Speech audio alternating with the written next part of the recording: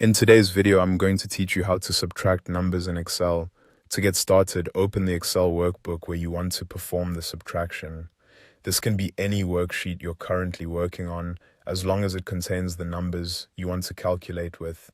In this example, the sample data is already prepared in cells A1 through B4, which makes it easy to follow along.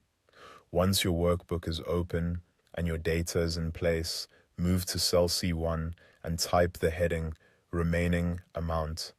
Adding a clear header helps label your results, especially if you're working with a table or planning to share the file with someone else later.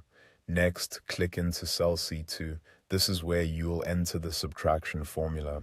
In Excel, every formula begins with an equal sign, so type equals, then A2 followed by a minus sign, and then B2. In other words, your formula should subtract the value in cell B2 from the value in cell A2. This tells Excel to take the first number and reduce it by the second number automatically. Before continuing, it's helpful to know that this formula is flexible.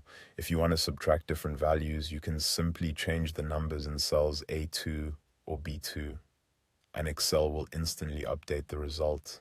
You can also use a different pair of cells altogether by replacing A2 and B2 with other cell references, depending on where your numbers are located in the worksheet. After typing the formula, press Enter on your keyboard. Excel will calculate the subtraction and display the result in cell C2.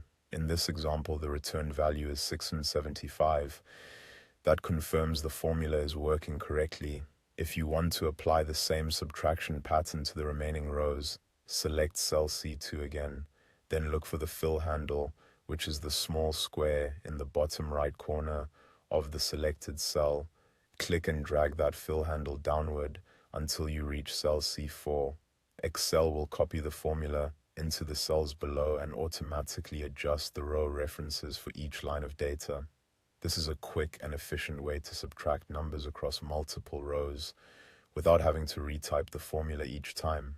Once you've dragged the formula down to C4, your remaining rows will be calculated, and that's it. You've successfully used the subtraction formula in Excel.